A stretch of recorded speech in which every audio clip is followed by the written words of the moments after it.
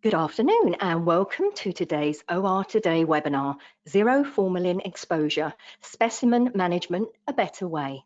Today we are joined by Michelle Bell, Customer Support Manager at Milestone Medical. Michelle has been in the healthcare field for over 30 years, first as a medic in the US Army, then transitioning to a laboratory professional. She has managed a variety of different facilities, including pathology, laboratory services, and healthcare administration. Michelle has a passion for employee and workplace safety and enjoys sharing that passion with others in the healthcare industry. OR Today would like to thank our sponsor, Milestone Medical. Milestone Medical's mission is to reduce patient anxiety by standardizing and expediting the pre-analytical steps of the histopathology lab and the operating room specimen collection and transportation. In doing so, their goal is to enable superior quality, same-day diagnosis. Milestone is proud to offer innovative solutions in 6 different fields: tissue processing,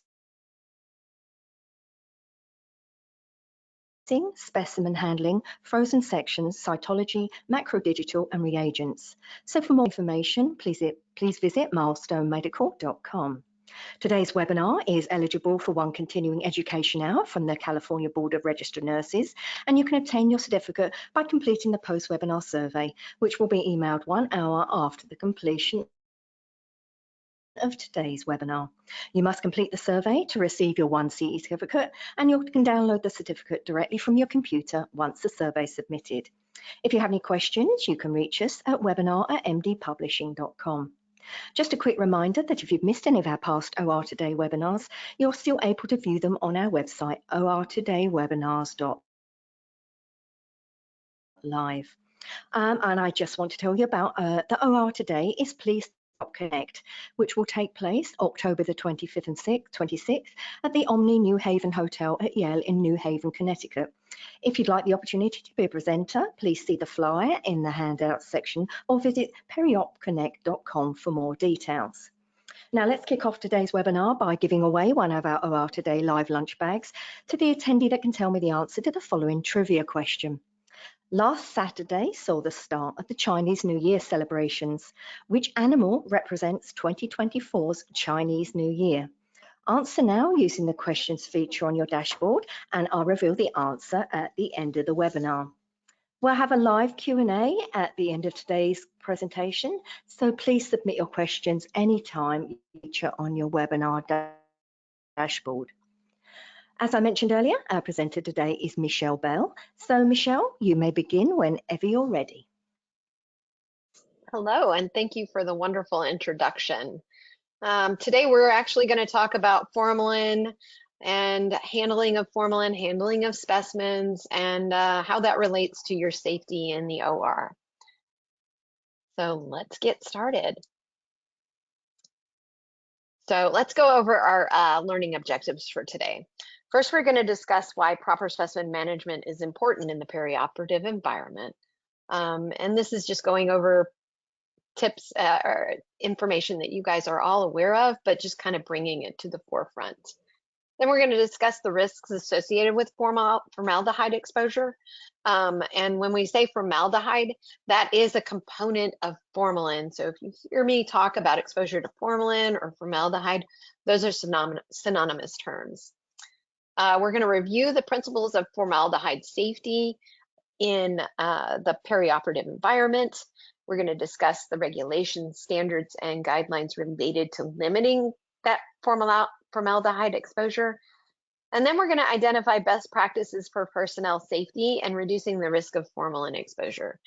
So Milestone has some solutions that will help you on that journey, and we'll get to that towards the end of the presentation. So thank you guys so much for attending today, and let's jump right in. So specimen management is a really critical portion of the work that's done in the OR, right? Specimens are what it's all about a lot of times. We're doing these surgeries a lot of times to obtain a diagnosis for a patient. To be able to do that, we have to obtain and assess the specimen from the patient. So the nurses play a really critical role in making sure that we get accurate results for our patients. And so we're going to go through some of those steps that are associated with the specimen management. So first, there's going to be an assessment of specimen needs. So you come in the morning, you're going to be looking at your schedules and say, okay, this is a gallbladder surgery. We will most likely have a specimen for this. Oh, this is just a repair, hernia repair. We may or may not have a specimen for this. So this is a process that you all typically go through at the beginning of your day to assess what kind of needs you're going to have. The intraoperative team communication about the specimen is also a critical piece of this, right? So when the surgeon is telling you this is from the right upper back, all of those pieces of information are critical to being able to determine the location for that specimen. Also, ensuring that we have the right patient paperwork and everything matches up. So those stops that you guys make to do a safety check for the patient. So then we're of course going to have to transfer the specimen from the sterile field to a specimen container that's appropriate to transport that specimen. Selecting the right method to do that is going to be important. Handling of the specimen. A lot of times this is something that gets slightly overlooked.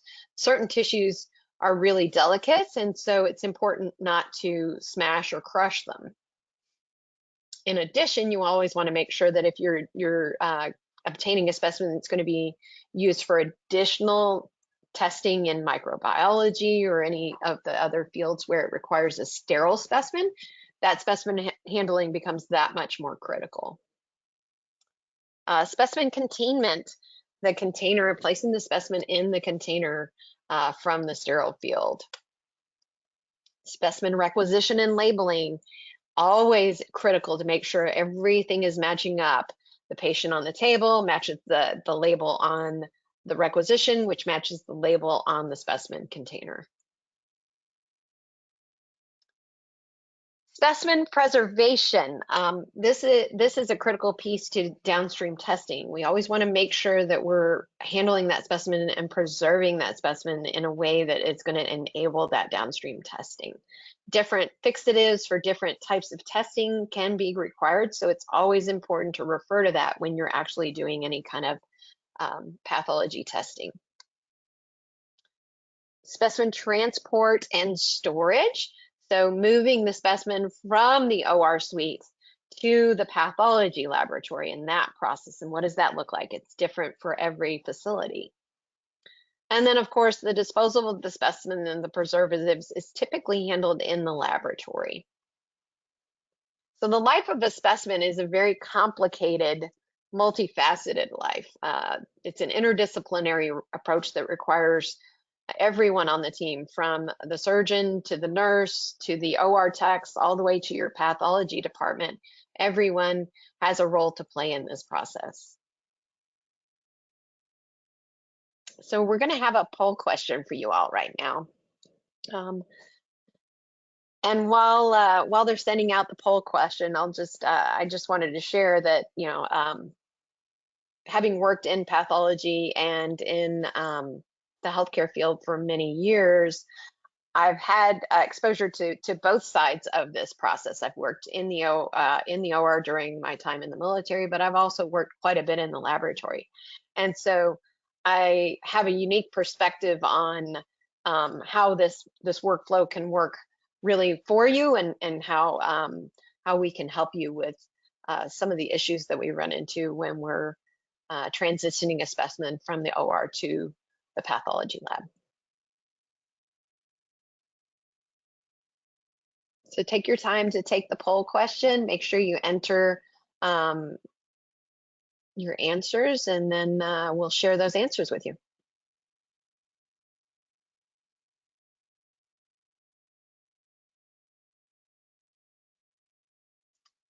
I'm really interested to hear your answers. The poll, so we just give the attendees a couple answer. So for those of you just listening, the question is, how are you currently handling formalin in your OR? And select one. And these are all answers that we've received. There's a lot of different ways to handle the formalin in your OR, and so I'm really interested to hear how most of you are managing Michelle. that. Okay, I've closed the poll and I'm sharing the things. Okay. All right, so it looks like you have a very large majority of you guys are using pre-filled formalin containers. We've got some who are pouring over into the containers, only 17% there. There's 2% that don't use formalin at all. And then I've got about 2% that's actually filling the buckets and then taking them into the OR. So we're going to talk about some of those practices and maybe why they're not the best solution for you as we go. And then we can show you a different way to do that. So let's see, let's move on. So what we see and hear. So as we've said, nurses manually filling the formalin buckets. We saw that was probably about 10%. That's the way that it traditionally was done for many, many years. That's kind of been for the life that I've been in pathology, that's been the norm until probably just the last 5 to 6 years. Nurses bringing pre-filled formalin buckets into the OR and opening them next to personnel and the patient. Something to think about there. You are exposing yourself to that formalin fume, but not only that, but also the risk of a spill. So we have a formalin-free OR because we no longer fill our own buckets. That's not really true. If you have formalin, pre-filled formalin buckets, you still have formalin in your OR. So nurses rushing the pathology specimens or runners, a lot of places use runners, without any formalin. And then we're just basically putting it on the lab to take care of it. And while that is feasible for some locations, it's a tax on your staff to have to stop what they're doing, take the specimen down, because specimens cannot dry out. So we'll kind of talk through all of that and ways that our instrumentation can help you. All right, so specimen management is a process that's prone to errors. What I want you to think about this just yourself. What rate do you think specimen errors occur currently? So think about that, right? And I also want you to think about what kind of error rate would you tolerate from, say, your bank? And then let's take a look at these numbers, right? So there have been industry studies that have tracked errors within facilities, and you can find in the papers it can be anywhere from 0.43% to 2.9%. Now, I want you to think about those numbers because they may seem small, but if we have 100 specimens and we're going to lose 3 of them to specimen errors, that's a problem. If you had $100 and your bank lost 3 of it and said, I'm sorry, we just lost them. We just lost your money. There's nothing we can do. You would probably be pretty upset. And so I try to put that in that sort of context for people because they're like, oh, well, the error rates are really low. Well, the acceptable error rate for a patient specimen should be 0 because there's no way to diagnose a patient without that specimen. So let's talk about the 3 stages of specimen management now. We've got the pre-analytical phase, the analytical phase, and the post-analytical phase. For the pre-analytical phase, this phase occurs before the specimen reaches the pathology laboratory. And so we're looking at everything that happens from the time that the patient walks into the OR until the time that that specimen arrives in the laboratory. So labeling of the specimen, obtaining the specimen and how quickly fixative is placed on the specimen, documentation of the specimen. These are all things that happen in that pre-analytical phase. The history for the patient, that's an important piece of this as well.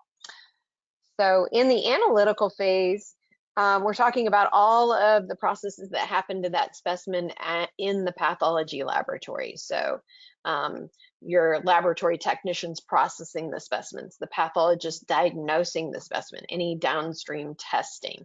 That's all analytical phase. So all of the processes that happen until the pathology report is issued are considered the analytical phase. And then the post-analytical phase is going to be what occurs after the specimen analysis has been completed in the pathology. So in other words, once that final report has been released, everything after that is considered to fall into that post-analytical phase. So if we maybe had some information that was recorded incorrectly in the pre-analytical phase, but we don't get that information until the post-analytical phase, and then we have to issue a corrected report, that would fall into that post-analytical phase.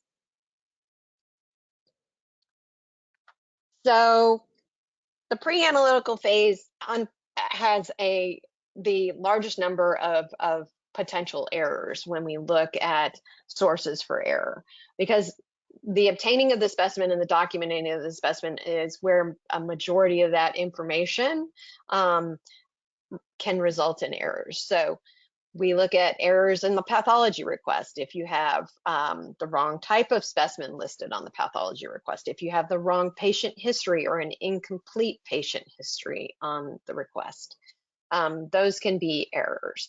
Wrong patient information. Errors in order entry. A lot of times you'll see where a specimen needs to be divided between pathology and microbiology in the laboratory, right? So we're going to do some testing on a fresh specimen and some testing on a fixed specimen, in which case, you know, those that order entry into the system is a critical piece of that, because if the microbiology test does not get ordered, then the specimen may be placed directly into fixative and will be unable to be tested for those microbiology tests. Errors in patient identification, that doesn't really require a whole lot of explanation. We just always have to make sure we have the right patient. I remember we actually had an incident in our laboratory where we received a specimen from a patient who had the same name as another individual. Their dates of birth were only 1 day apart. We're not even talking years. It was 1 day apart. One was born, I'll never forget, one was born March 26th. The other was born March 23rd. Same first name, same middle name, same last name. Just the patient record number was different. And they had actually pulled up the wrong patient in the system when the patient checked in. And so we were able to catch that in pathology, but that's why it's so critical to make sure we get that correct patient identification. Incorrect specimen or no specimen in the container. So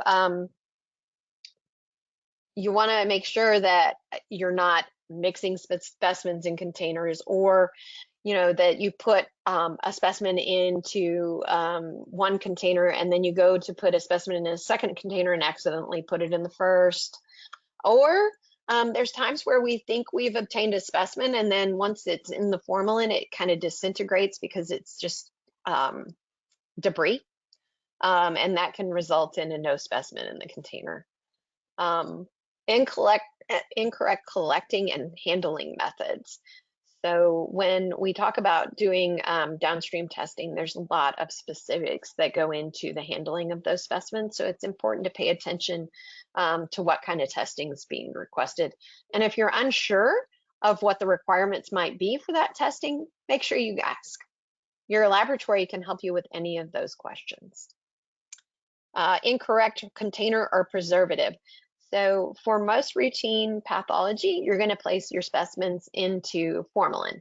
However, there are some special testing types that can require a different type of fixative, whether it be a specimen that's being sent for flow cytometry, in which you need to put it into a flow cytometry media, or it could be if you're trying to get a skin sent out for immunofluorescence, and those have to be fresh. Kidney biopsies for electron microscopy go into a glutaraldehyde fixative rather than formalin. These are all just examples to demonstrate, why it's important to make sure that you're checking that testing requirements. Incorrect transport methods or incorrect destination. So we all know that patients have the right to request their specimens be sent to the laboratory of their choice. This comes up a lot of times if it's actually a laboratory professional working in a laboratory, they will be required to send it back to their facility. But if they have a request that it go to a specific laboratory, it's important that you do that. Incorrect transport methods. I've actually seen specimens where they get transported in, and they get placed in a lockbox outside, and it's, let's just say, minus 10 degrees outside, and it causes freeze artifact in our specimens. So it's just important to make sure that we're transporting these specimens as is required. And again, some of these tests that require special handling will require that they arrive in the laboratory within a certain amount of time. So just make sure you familiarize yourself and ask questions if you don't know. So in the analytical phase, we can always, we have a lot of opportunities for errors as well. We can have an equipment malfunction that impacts our downstream results. We can have a specimen mix-up where, our team mixes up two different patients' specimens accidentally. Undetected failure in the quality control. So if we have a quality control system that's set up and there's a failure that we haven't identified, that can cause issues for our downstream testing as well. In the post-analytical, we have the confirmation or provision of erroneous data. So if we put the incorrect information in our pathology report, that is considered an error. Failure or a delay in reporting or addressing a pathology report. I'm sure you guys are all aware that there are criticals that pathology calls, just like they call from the clinical labs. Not making that call when we have a critical would be an error. Or if we had something that delayed the results to the patient for an extended period of time, that's considered a failure as well. Excessive turnaround time.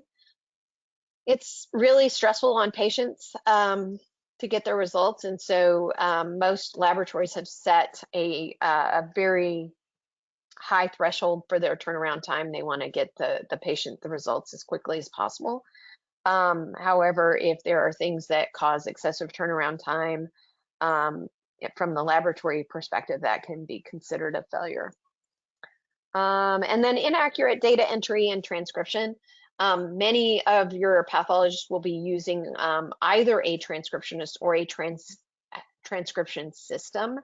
And so it's still just a very manual process to go back and proofread those reports before they get signed out. So it is possible to have data entry errors in those reports that we have to go back and correct. Perioperative nurses are falling into this pre-analytical step. And so for you all, you have a tremendous burden on you to make sure that the specimen is handled correctly.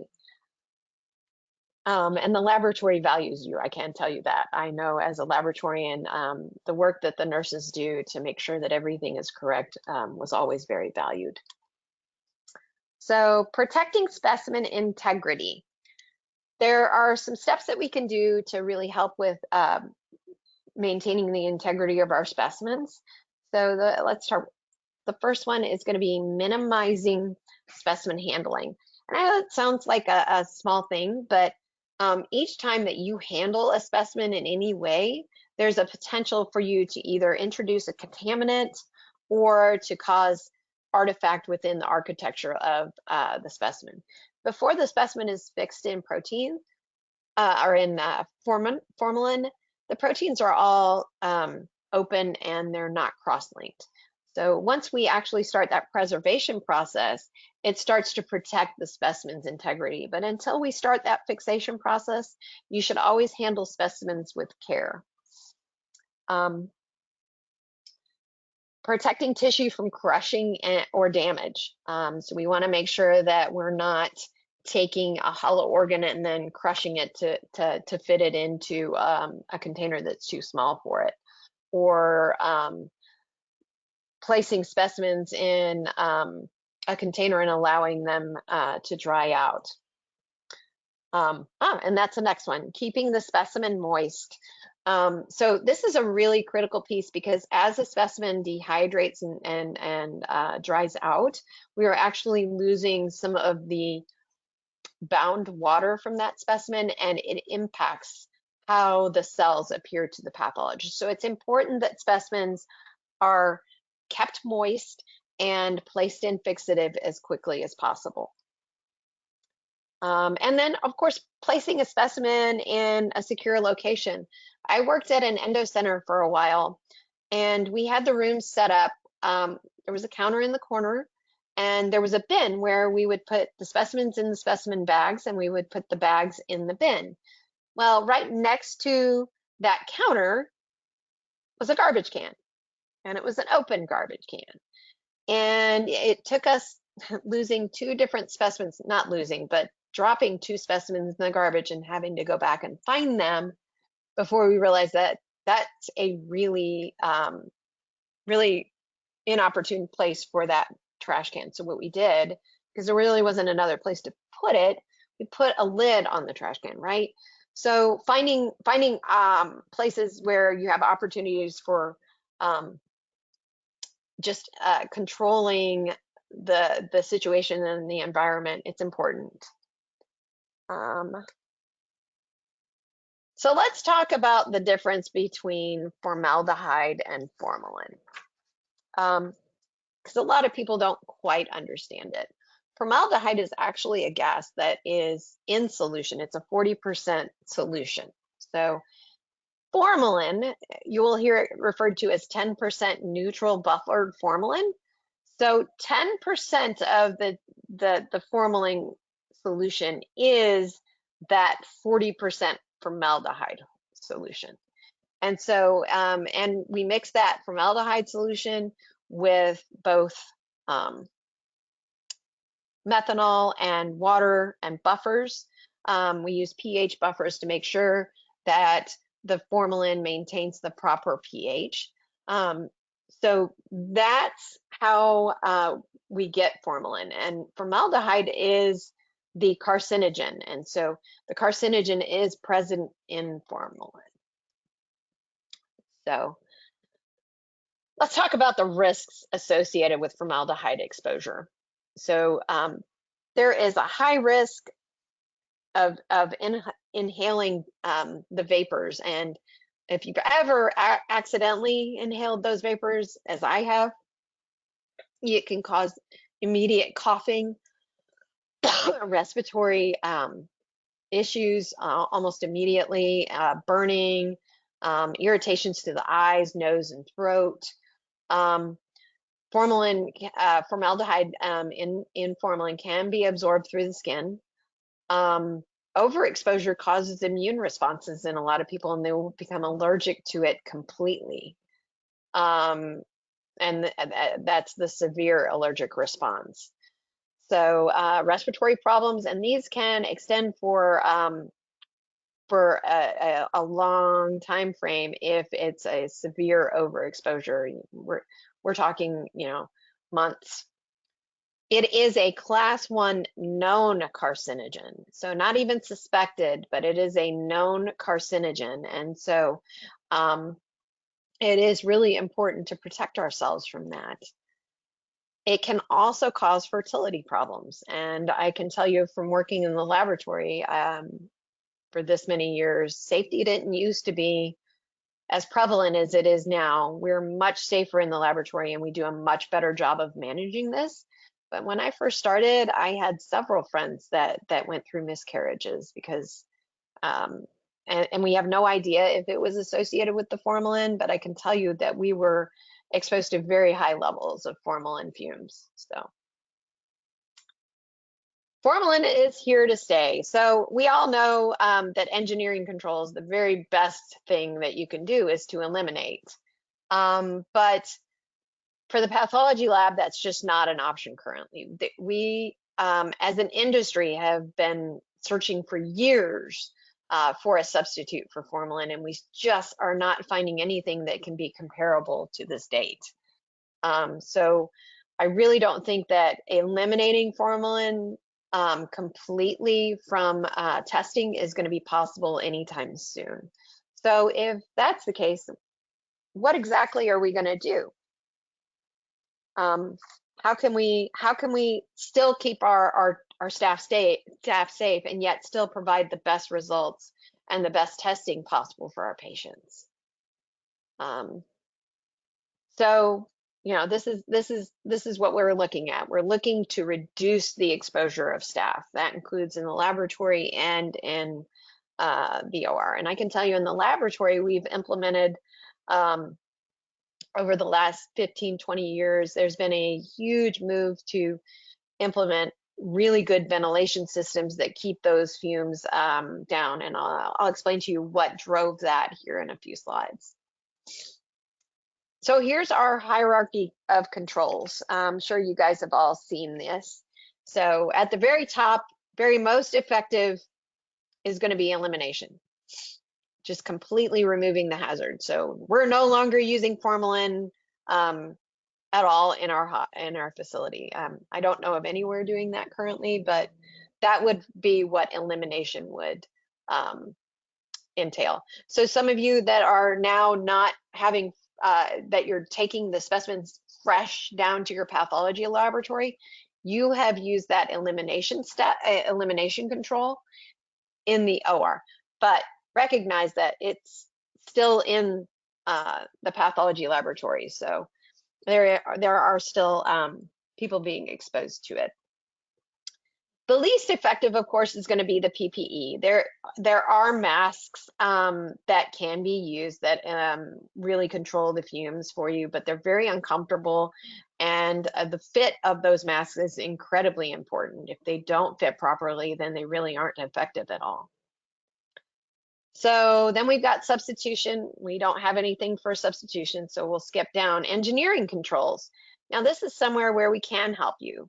Isolating the people from the hazard. So making sure that there is no exposure to that directly to that hazard. Then we've got administrative controls, changing the way that people work. And so that would that could include things like moving this to a vent hood or something like that. All right, so regulatory requirements, and this is why the laboratory has had to do so much work on making sure their ventilation systems and their fume extraction systems are working so well. OSHA recognizes formalin as a class 1 carcinogen, and therefore they have regulations in place to limit personnel exposure to formaldehyde. These regulations define what the permissible exposure limit is. And so we call that PELs. The PEL from formaldehyde is 0.75 parts per million of air. And so typically, if you've ever had to do a formalin badge test, you'll have a badge that's placed on your uniform or on your scrubs, and you'll wear that badge around, and it's going to basically capture all of the air that you're breathing during the time that you're wearing it. There are 2 different standards for formalin.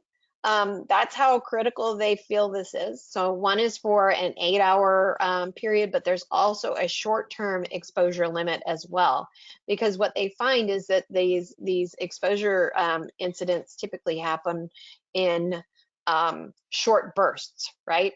And so an 8-hour is going to spread that exposure out over the 8 hours, but we do a short-term exposure limit as well, and that's a 15-minute wear. And the regulations for that actually state that you must keep that below 2 parts per million, which is quite a bit higher than that 0.75. But if you really think about it, it's fairly low when you consider that you're doing a very concentrated 15-minute task. And I like to tell people, please don't shortchange yourself and do this testing to where you know it's gonna pass, right? Because the safety of this is critical for you and your team. So when you do a short-term exposure limit test, you should be wearing that badge when you are actively handling whatever the hazard is. For the 8-hour, it's about the workday, right? But for that short term, it's really critical to make sure that you're doing the task that's associated with that hazard. Warning signs as shown must be posted when the concentration of airborne formaldehyde exceeds the PEL or STEL. And actually, those warning signs are required on all pathology labs at this point, as well. So you'll see this probably on most of your doors leading into your pathology laboratory. Just letting you know that hazard is present there in the laboratory. So let's limit your formaldehyde exposure because it's the law. We all work in the healthcare field. The regulations that govern us are the Code of Federal Regulations, and then CMS takes those and interprets them. OSHA developed the formaldehyde standard, and it is in the CFR. You can find it at 29 CFR section 1910.1048. And so this will give you, this is the specific formaldehyde standard that all healthcare facilities, and actually all facilities using formaldehyde have to put it, whether it's an industrial or a clinical application. So you've got the permissible exposure limits that are listed there in the CFR, as well as those short-term exposure limits. You should also consult your state and local regulations. Different local regulations exist for the exposure or for the elimination and deactivation of formalin. And so it's important to make sure you're engaging with your local authorities to make sure you're following those state and local regulations. And then following the safety data sheet. The safety data sheet for formalin should be readily accessible to your team. I know that's a requirement, but there's so many times that you'll have a spill and teams have to really kind of, okay, where is it? And in the moment, they're kind of panicking. So I would encourage you with things that are hazards that really could require interventions like formalin and could require spill interventions, that you have a safety data sheet fairly accessible to your patient or to your staff right there where you're using the reagent. So leadership responsibility, and I'm going to go over this, but I will also say that it's everyone's responsibility. Safety is a culture, and everyone has to have accountability in that system. But for our leadership, as far as formalin exposure, your leadership is going to have policies and procedures in place on formalin management, handling, disposal. They're also going to have to provide you with the education on the risks of formalin and these policies and procedures and the CFR. Quality management programs related to surgical specimen management are also the responsibility of your leadership to develop those programs and make sure that they are managing that quality system and making sure that they're addressing any errors that maybe do occur. And then your leadership has to be knowledgeable in current regulations, including the state, federal, and local regulations, the industry standards, such as the standards set out by AORN, and professional guidelines. It's important to stay up to date on the latest information on these things so that make sure that you're addressing issues as they become known. So increasing personnel safety and reducing the risk of formalin.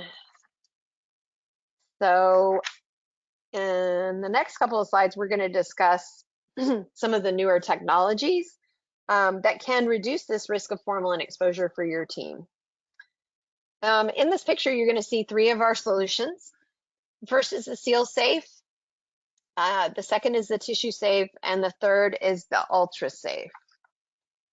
So let's start with our vacuum sealing device. Oh, I've got a poll question. That's right. I'm sorry. So let's go ahead with our poll question.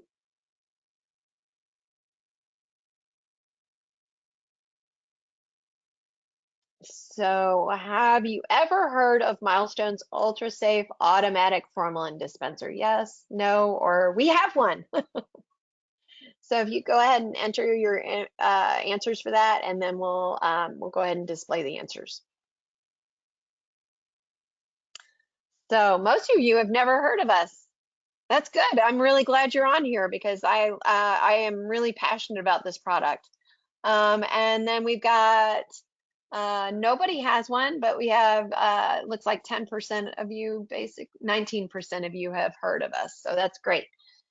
I can tell you when we started this process a couple years ago, none of you had heard of us. So we have made some progress. So let's go on and I'll tell you a little bit about the units that we offer. So we have vacuum sealing devices, 2 of them. You saw them. There's the Tissue Safe and the Seal Safe. So in our Tissue Safe, the specimen is placed into a heavy plastic bag, and then it's vacuum sealed and refrigerated, right? The refrigeration portion is a really critical piece to that, right? Because we have to stop the autolysis. So if we're not adding formalin, the specimen must go into a refrigerator. The Tissue Safe is really great for places that do a lot of placentas. So think about how many of you that are working in labor and delivery, placentas have to be stored for a couple of days after the birth because we're always worried that the clinician's going to come back and order some additional special testing before or after the specimen has already been disposed. So a lot of facilities will save those. Saving them is definitely a labor of love because you put them into a bucket, and then the bucket has to be stored in a refrigerator, and depending on how many births you have, your refrigerator can get very full. So with our Tissue Safe, what we can do is we can help you with sealing that, and these plastic bags, these sealing bags, are actually much more space friendly than your buckets will be. In addition, it keeps the top of those placentas from drying out, and it keeps the specimen moist like we talked about. So you also have the option to use our Seal Safe. Our Seal Safe is similar to our Tissue Safe in that it can actually do vacuum sealing without formalin, but it also does the vacuum sealing with formalin. So what it will do is it will basically weigh the specimen and administer formalin based on that weight of that specimen. And then it seals it. So basically the specimen goes in the bag goes into the unit fills it with formalin, and then vacuum seals it. That vacuum sealing is a heated process, and so it's a double seal on those bags, so it's very reliable. And the bags themselves are very, very heavy duty plastic and are clinically rated. So This, in addition to that, the units are both ventilated, and so you can either connect them to your external ventilation system, or we do sell filter boxes. They're not as effective as hooking into your ventilation system, but we do have them, and we do have customers that use them. This, however, is our UltraSafe, and the feedback that we got on our Tissue Safe and our Seal Safe have been in the field for a while. And the feedback that we got is that it does require a bit more user intervention than nurses have the time to provide. And so we went back and we decided to develop a different unit. And so we developed the UltraSafe. So the UltraSafe is an automatic formalin dispensing system. And so basically it's going to manage that formalin. So you can see here in the picture, the cabinet that is open is a vented cabinet. The drawer underneath actually has our formalin in it. And so that whole assembly is ventilated to a ventilation system. In addition, we also have charcoal filters on the unit to also deactivate the formalin as well. Very user-friendly compared to our Seal Safe. Basically, the buckets are just a higher quality than what you're typically used to, and they have some special modifications that allow us to fill them with formalin without exposing you to it. But this completely eliminates your formalin exposure through the ventilation. It also reduces your risk for formalin spills because these buckets lock down, and so they're far less flimsy than the buckets that you typically use. In addition to that, you're not dealing with a formalin cube over your head in your face where you could actually be filling the specimen container and accidentally drop it. I've seen that. Or where someone drops the bucket itself and the lid just pops off. I've seen that as well. So a couple of things that does. One, you have a major formalin spill, which means that you're going to have to close your OR. And two, you've also just contaminated your specimen with whatever's on the floor. So here are our specialty one-way valve buckets. The one-way valve, each lid has a one-way valve, and each lid also has a barcode that is associated to it and will give the specimen a unique identifier. These one-way valves, you can see that up in the right-hand corner, there's one that's open and one that's closed. And so you can see it's basically a bicuspid valve. So I always find it interesting. I'm like, it's kind of like a heart valve. And then we also have the second picture above it that shows once you're finished filling it with formalin, that lid snaps into place, making it leak proof. We have various sizes. We go from a ½ liter all the way up to a 10-liter bucket. I've had people ask me about larger buckets for things like legs and things like that. What I've typically explained is that buckets larger than a 10-liter are going to be too heavy for anyone to carry anyway. So we only go up to the 10-liter bucket. We have built-in minimum fills for each of these specimen containers to make sure that you always are going to get a minimum amount of formalin that will cover any specimen that's placed in there. But the software also addresses the volumetric need of formalin based on the weight of the specimen. So the benefits and potential harms associated with vacuum sealing. You can see here there's a lot of benefits. Preservation, the ability to seal with or without preservative, selecting the vacuum level, decreasing the risk of exposure and spills, cost efficiency, personnel satisfaction because we've removed their exposure to formalin. But there are some potential problems with our vacuum sealing. The first one is if the vacuum pressure is set too high and we have a hollow organ, it can compress the specimen and kind of affect the architecture of the specimen. And that leads to the inferior pathological examination of hollow organs. The other thing is, if the device is not cleaned and disinfected properly, you could get cross-contamination within the system. So for our UltraSafe, we achieve a lot of the same benefits: good specimen morphology, able to preserve the specimen with the right ratio of formalin. It automatically calculates that. It's going to weigh the specimen. It's going to record the time of the fixate that the fixative was added, which is an important piece for the pathology laboratory, especially when we talk about breast specimens. Automated and traceable specimen information, volume reduction of the fixative, decreased risk of spills and exposure to fumes, and then personnel satisfaction, because the unit is incredibly easy to use. Harms, it doesn't eliminate formalin, right? So we still have formalin, and we're still going to have to address the formalin, but it's far safer than no controls at all.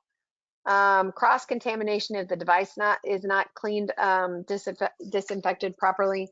There's very little cleaning that happens with the UltraSafe, just the nozzle itself. So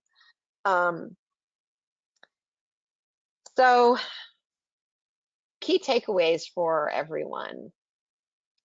Specimen management, of course, is a multifaceted process with lots of potential places to experience errors. We must protect the specimen and protect the integrity of the specimen to make sure that we are providing our patients with the very best diagnosis that we possibly can. There are lots of risks associated with formaldehyde exposure that we really want to avoid, and we need to minimize that exposure. And we should evaluate what the best practices for elimination or a reduction of that exposure are. So, in summary, perioperative RNs perform many specimen management interventions that are critical to patient care. By implementing evidence-based interventions for specimen management, such as vacuum sealing devices or automated formalin dispensing systems, perioperative nurses can significantly reduce the rate of errors in the specimen management process and the potential for personnel exposure and patient harm from the formaldehyde. So I'd just like to share that one of the reasons that I came to Milestone is because I am so passionate about creating a safe work environment for our employees. I've seen and witnessed in the pathology lab what having an unsafe work culture can result in. And so I'm just very passionate and about removing some of these dangers for our nurses and for our laboratorians so that we can provide them with a safe work environment. Thank you very much for attending our webinar today. I think now we'll take some questions from the audience. Perfect. Thanks, Michelle. I've got a couple that have come in. Does UltraSafe also eliminate formalin spills? Eliminate is a powerful word. It drastically reduces your formalin spills. And so the reason for that is most formalin spills will either come from a container, an individual's container, or it's going to come from that cube being elevated and the valve being left open, right? So we've all kind of seen that. And I do know there are some alerts out there, but I mean, it's too late once your little cube monitor system is telling you that you have a spill, because at that point you're going to have to call somebody to come clean it up. And so yes, it does mitigate that risk of formalin spills by providing you with a bucket that snaps closed audibly.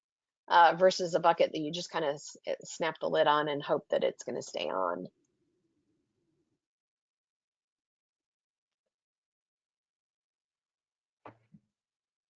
Okay, I've got another question that's just come in. Typically, how many devices would be needed for an OR department with 20 ORs? That's a great question. So volume is an important thing, and you know how quickly they're rolling out. We have seen facilities that have 20 rooms using one unit. If you are really rolling people in and out of those ORs, probably two would be a better fit. But typically, we can do a workflow study with you and determine what the best number of units would be for your team.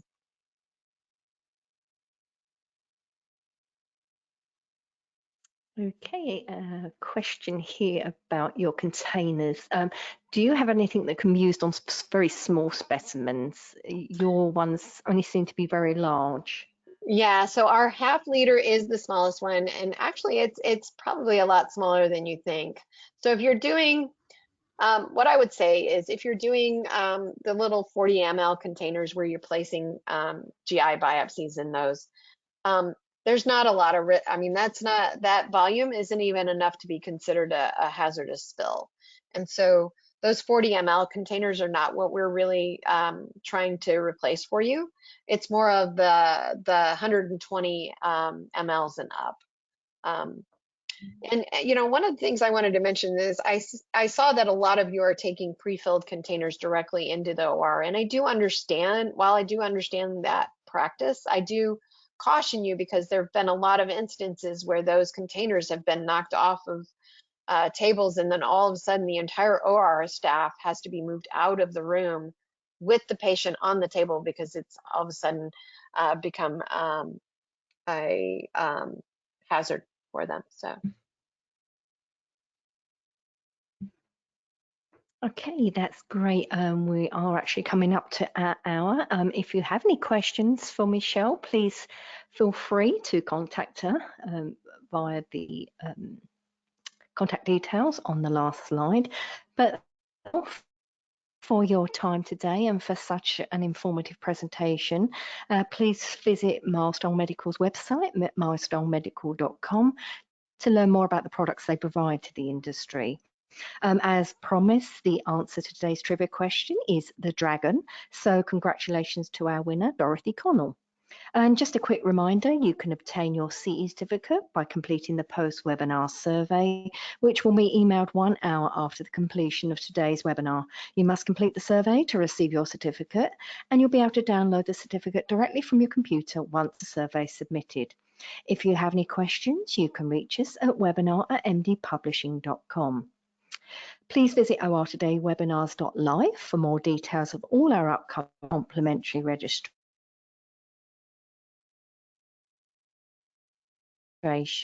Thank you all for your time today, and I hope you enjoy the rest of your day.